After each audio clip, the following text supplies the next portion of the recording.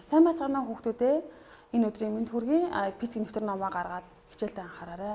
Одоо багш та бүхэнд нэг бичлэг үзүүлнэ. Маш анхааралтай үзээд тэндээс анзаарсан зүйлээ дэвтэр дээр бичээрэй.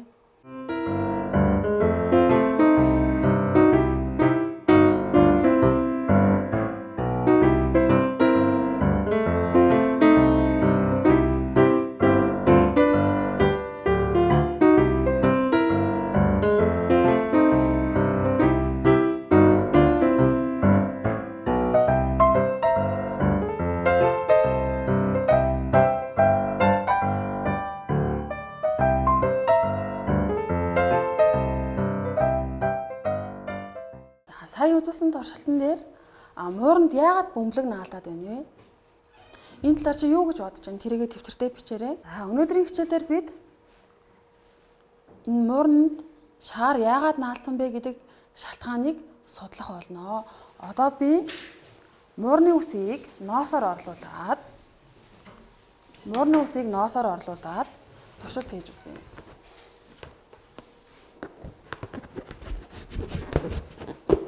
Муурны үсний оронд шаараа ноосоор маш сайн өрнө.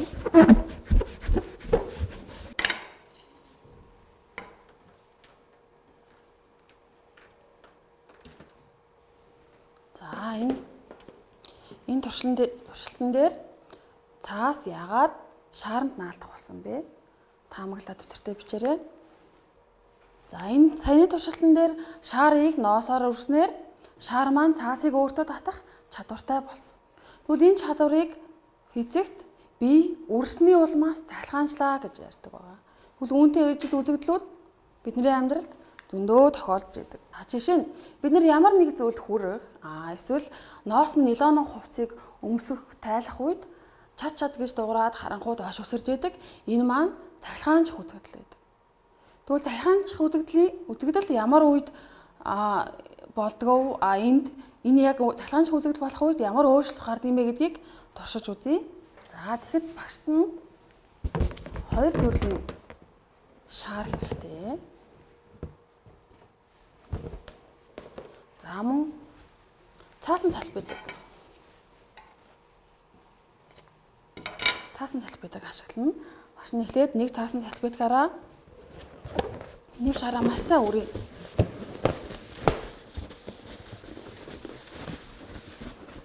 Урж үзээд буцаагаад энэ хоёрыг ойртуулад үзье.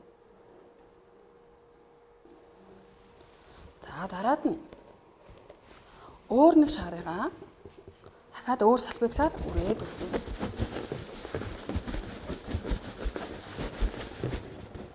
За одоо энэ салбидгийг өмнөх туршилтанд ашигласан салбидтайгаа хамт ойртуулад үзье. За наалтахгүй бие бинийгээ түлхээд байна. За хоёр шаарыг ойртуулад үзье.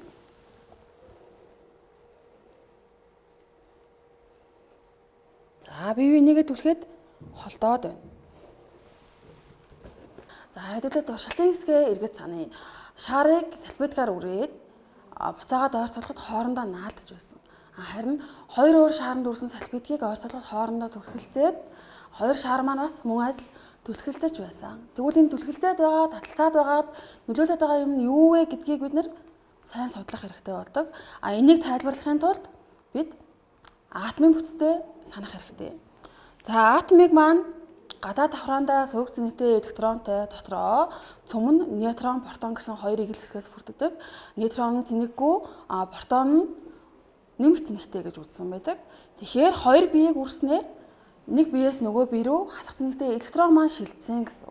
Тэгээд эрэг сөрөг цэнэгийг бид сөрөг цэнэгийг нь хасах тэмдгээр, эрэг цэнэгийг нэмэх тэмдгээр дугуулж загварчилж дүрсэлдэг байгаа. За багш нь өмнөх үзүүлсэн туршилтан дээр байсан бидний шаар салбидаг хоёр маань ямар ч байсан үрхээр хоорондоо электронноос солилцоод цахилгаансан байна. Тэгвэл энэ үнэхээр цалхаансан байсан уу юу гэдгийг электрометр гэдэг багж руугаа ойртуулад үзье. За энэ электрометр гэдэг багж маань цалхаан цэнгийн хэмжээг хэмждэг. Гэтэ энэ бол зөвхөн энд цалхаандсан байна, энэ дээр цэнгийн зөрүүтэй байна гэдгийг л мэдэрдэг гэсэн. Тэгэхээр энэ эрэг цэнэгтэй байсан уу, сөрөг цэнэгтэй байсан уу гэдгийг мэдэхгүй. Тэгвэл түүнийг мэддэг маш нарийн багаж байгаа. Дараагийн багаж маань энэ бол Паскалийн хувин тэгээд энэ гадна талынх нь хувин нь болохоор энэ дотор талын жижиг хувингаа гадны энэ агаарт байгаа өөр бусад цэнэгүүдээс хамгаалж тусгаарлах үүрэгтэй. Харин дотор талынх нь хувин руу цэнэгдсэн биеийг оруулахаар энэний цэнэг сөрөг байсан уу, эрэг байсан уу гэдгийг таниад хэмжээг нь заадаг багаж байгаа. Тэгвэл шаар маань ямар цэнэгтэй байсан бэ гэдгийг нь үзье. За сөрөг тал руугаа зааж ийн. Сөрөг. Тэгэхээр энэ бол сөрөг цэнэгээр цэнэглэгдсэн байсан байх нь. Салфетаг маань эрэг тал руугаа заалт маань хөдөлж जैन. Тэгэхээр энэ маань эрэг цэнэгээр цэнэглэгдсэн байсан. Тэгэхээр хоёр биеийг хооронд нь үрхийг хоёулаа эсрэг цэнэгээр цэнэглэгдээд буцаагаад хоорондоо татагддаг. Ингээд шаар салфетаг хоёр маань хоорондоо татагдаж байсан байх нэ. За дараагийнх нь шил савааг торгоор үрхээр. За энэ дээр бол цэнэглэгдсэн гэдгийг л мэдэрж байгаа. За харин энэ багаж маань шилийг торгоор үргэхэд эрэг цэнэгээр гэдгийг нь батлаад харин энэ маань болохоор хувийг ноосоор үргэхэд сөргөөр цэнэглэдэг гэдгийг нь баталж байгаа. Та бүхэн заалтыг сөрөг талраа хөдөлж байгааг нь үзэж байгаа хаа. Тэгвэл яг энэ дээр сая юу болсон бэ гэхээр хувийг ноосоор үргэх үед хувь нь ноосноос электроныг авсан. Харин шилийг торгоор үргэх үед шил нь электроноо торгонд алдсан гэсэн. Ингээд хувь маань электрон илүүдэлтэй бол сөргөөр цэнэглэгдээд шил маань электроны дутагдaltaй болоод эргээр цэнэглэгдсэн байна. Цэнэглэгдсэн биеийг урьдчилаад цалхаандсан биеуд хоорондоо яаж харилцан үйлчлэлт юм бэ гэдгийг дараах загвараар тайлбарлая. За энэ дээр электроны илүүдэлтэй болсон биеуд хоорондоо ойртохороо түлхэлцээд мөн яг адилхан электроны дутагдaltaй болсон биеуд эргээр цэнэглэгдээд хоорондоо түлхэлцэж байна. Энийг нь бид ижил цэнэгтэй биеуд хоорондоо түлхэлцдэг гэж ярьдаг.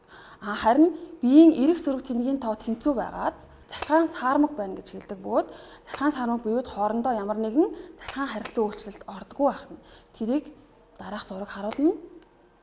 За мөн эрэг цэнэгээр цэнэглэгдсэн биеийг сөрөг цэнэгээр цэнэглэгдсэн биетэй ойртуулахад энэ хоёр нь хоорондоо таталцдаг. Үүнийг эсрэг цэнэгтэй биеуд хоорондоо таталцдаг гэж хэлдэг. За тэгвэл энэ цалхаандсан биеийн харилцан үйлчлэлийг ашиглаад энэ зарчмыг ашиглаад бид нэр техник технологид маш өргөн хэрэгжилж байгаа. Үүний нэг жишээ нь бидний нэрлэж таньснаар Canon буюу олшруулагч машин лазер принтер хэрхэн ажилладаг вэ гэдгийг товч тайлбарлая. Лазер принтерт маань гэрэл байдаг. Тойл, линз, гэрэл мөн сөрөг цэнэгээр цэнэглэсэн хорны нунтаг агуулсан буул байдаг.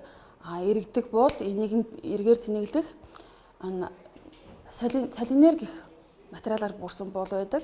Мөн хорыг халааж хайлуулах зорилготой халаагуур байдаг. За үүнийг яг яаж ажилладаг вэ гэдгийг багш дараах анимашнаар харуулъя.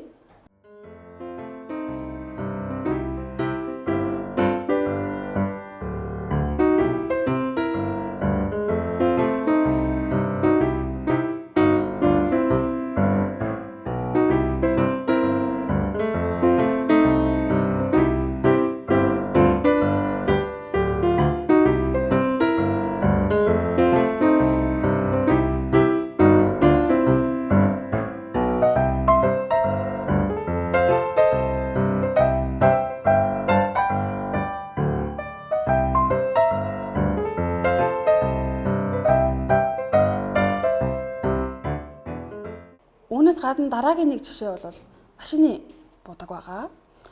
За машины гадаргуу бол маш гүлгэр жигд гоё будагдсан байдаг шүү дээ. Тэгэхээр үүнийг будахдаа бид цалхаан статик будгийн шүршигч гэдэг юм ашигладаг байна.